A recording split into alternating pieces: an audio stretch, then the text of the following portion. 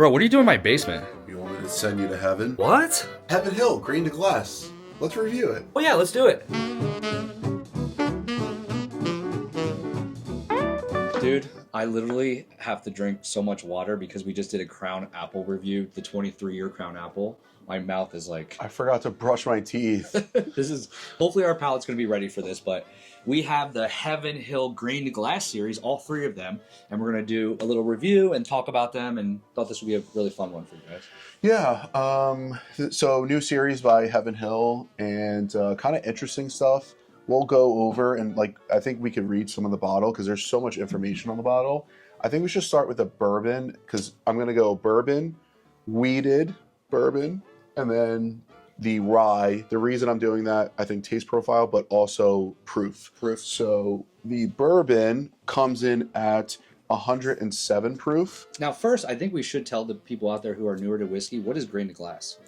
Well, this is going to be their series. They will define that differently than I think or I don't know. They might define it a little differently, but generally speaking, grain to glass is a distillery taking the ingredients that go into a mash bill, which is a recipe for your whiskey, and disclosing every piece of that.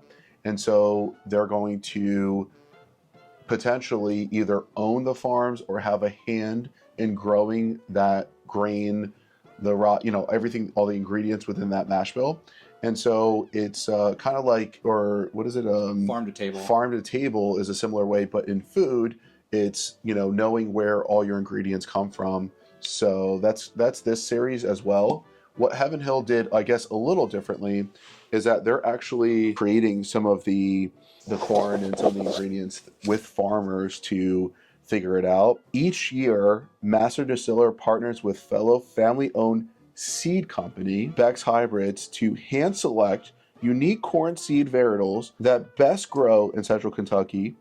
Each release is a testament to our continued commitment, quality, sustainability, craft, and honors multi-generational partnerships that were built on handshakes, not contracts. But anyway, the whole point of this was to kind of show, and I think when you look it up online, you can actually find where the corn came from, who's the farmer, all of those kind of things.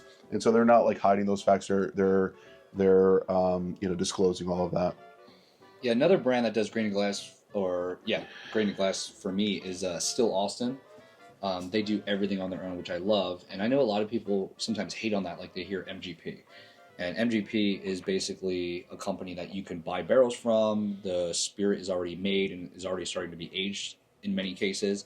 And people feel like if a whiskey brand does that, then they're not, part of the whole process. And I think that's another aspect as well. Like you said, one part is transparency, knowing where everything's coming from. And then the other part of it is that one brand is involved with every step of the way to even the bottling. Yep. So I find that really cool. Yeah, so $90-ish. You have a 7-year. So what's interesting is their regular 7-year Heaven Hill is a bottle and bond. It is $40. I know you have it. It's somewhere around here. I think it's $40-ish, and it's a little bit more available. And so this one, they still went with the blue profile, changed the cork and all that kind of stuff. 7-year. What's the proof on that?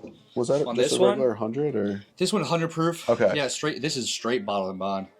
Yeah, this is not bottled in bond, which I find interesting why they chose not to do this bottle and bond. But this is 107 proof. Their mash bill, it's 7 years old as well. The mash bill is 35% rye, 52% corn, and 13% malt. Yeah, I just took my first sip. I'm going to go for my second one. Again, we just came off of something so sweet. Yeah, with the Crown Apple. 23 years, crazy. That's a wild review. Maybe I can post that here where you guys can click on it. Surprisingly on the nose, it's very hearty and earthy. That's interesting. And then on the mouthfeel, I don't know if I'm going to be completely off from you, if my palate has changed, but I'm getting white grape. Oh, interesting. Yeah, where are you leaning? It was a little bit more the malted kind of showing through a little bit more. And so, I don't know, I got a caramelized spice, a rye spice. I was going to say, that's what I said. I almost get a grassiness to it. Yeah.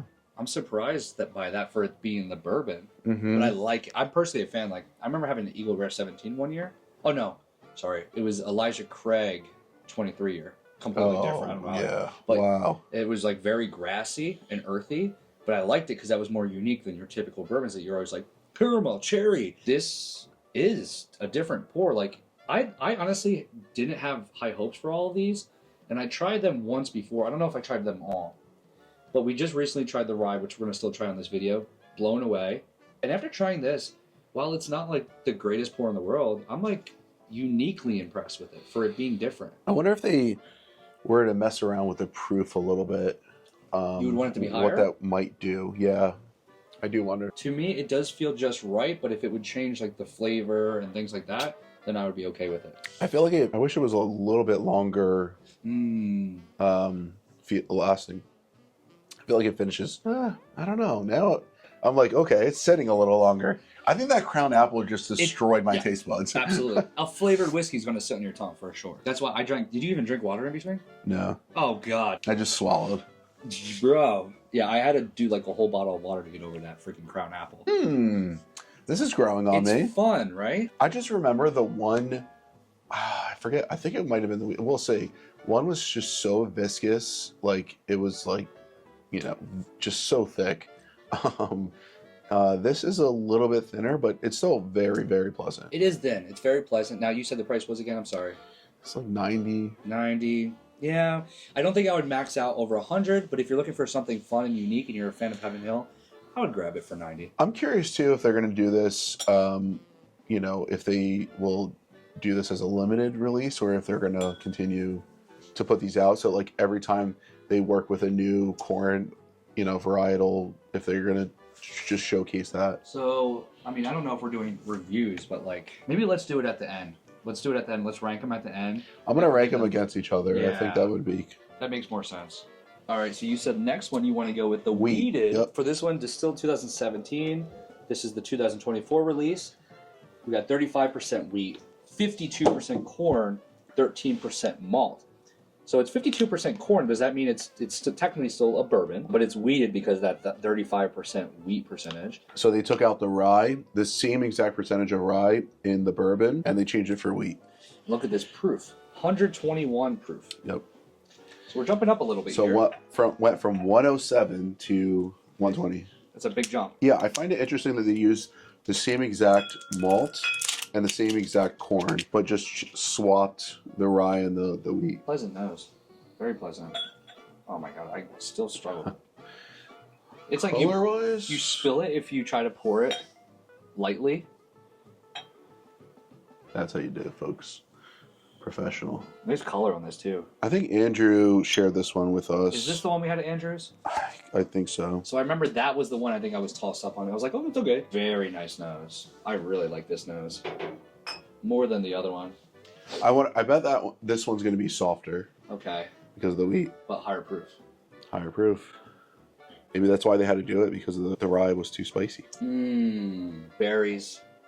Red berries. Ooh, black pepper on the finish. Ooh, whoa, this is like, I'm getting a lot. Yeah, definitely more fruity. Fruity, for sure. I had like a black pepper tingle, and then it fell into like some caramel. Ooh, this is nice. This is almost more desserty. Yeah, I think swapping the rye makes it just, you know, more mellow. Even though the proof is a lot higher. Yeah, I don't know if that's like caramel or chocolate on the finish. Black pepper. I don't want to say, it's definitely not. It's more of a like a fresh cherry than it is to me of like a maraschino cherry. So it's not as saturated? It's not as saturated. It's bright and fresh, like grabbing it from the supermarket. Is that nectarine? Any crazy notes that you're getting? No, it's kind of like a mash of I like this. berries and fruits. Yep. You don't really get like a straight up, oh, it's just blueberry or something like that. It's more like if you had a berry salad, so you got all the berries together between raspberries, There's raspberry. blackberries, blueberries. You put all the berries together, and I feel like you put a little citrus on top of that berry salad, and then you put some cinnamon on top of that. That's the journey I'm taking. Whoa, you're cultured. There's something about you. I gotta say, this is pretty dang good. I went in with low expectations. I thought this was going to be the worst one, and now I might think it might be the best one, but now I got to try. I know we got to try the rye, but this steps it up. Yeah. So, this gives me the proof point that I want. Yeah. Where it's a longer finish, it's a, you know, it just coats everything, and less spice. Right. Too spicy. This next one, I got to do a better pour. I'll let you pour it. I want to see you finish that entire glass. I'm trying to get better. It's going to be Crown and 2 Heaven Hill green to glass in there. The one thing I pride myself in is being good at handling my liquor, but I've learned after coming to his house so much, like we recently did lives, and on the lives we're just talking, we're pouring, and we're like, I drank way too much.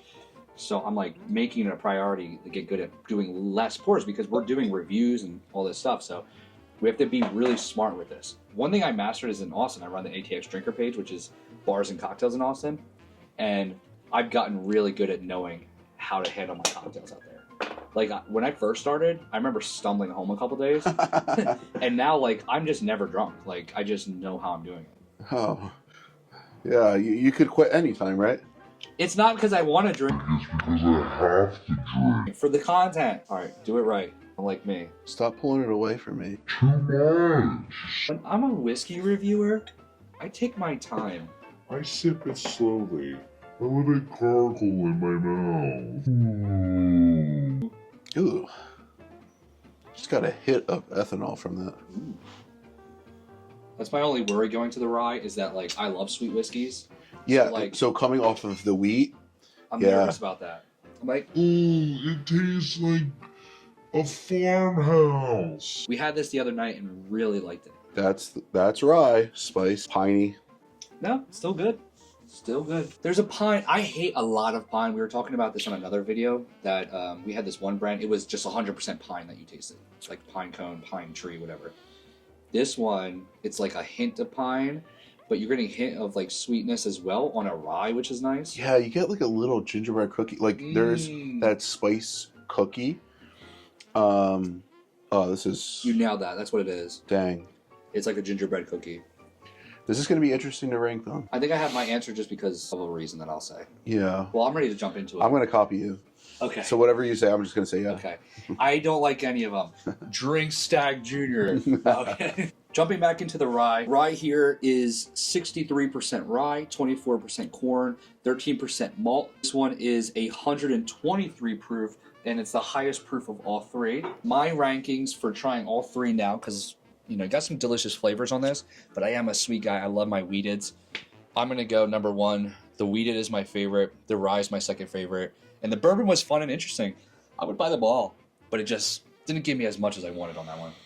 I'm going rye, I think, for my number one. Wheat number two, and then bourbon last. You're liking the funky rye. The rye just, I think you get a little bit of everything. Enough spice, which is funny because the bourbon I did not like because of the spice, and I like the wheat because they swapped out the rye. That goes back to my argument. This is what I said I wanted to talk to you about. I like Elijah Craig 18 year, and I said I didn't like Weller 12 because it had too much oak, and people were like, well, then how can you like Elijah Craig when it has all this oak on it as well? So like that's kind of what you just said. This one has spice, that one has spice, but they're different types. There's different types of oak flavors.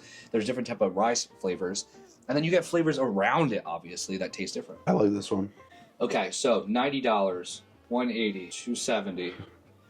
Would you drop $270 for the three of them? Do you recommend that to the people listening that they should go out and drop $270 to have the flight? Because that's, to me, there's enough variety that I think it's fun, but it's a lot of money. Yes, you could drop that money to get all three. If you need to save money, leave the bourbon behind. Just stick with the wheat and the rye. I agree with that. That's a good point. Well, let's drink some more. Thanks again for watching, guys. This is our second video in our review series. We also started a new series called Show Me Your Whiskey, which I'll put at the end of this, where we're going to every person that we can find that has a fun whiskey collection or a story that they want to tell. We're going to interview them. They're going to tell us when they started their whiskey collection. They're going to show us the bottles they have in it. We're going to get drunk with them. That series is going to be really interesting, so definitely check that out. And then we're going to be traveling all around the U.S. drinking whiskey at distilleries. We're just getting started. We've only been a couple months in, but I'm excited. Yeehaw. Cheers, guys.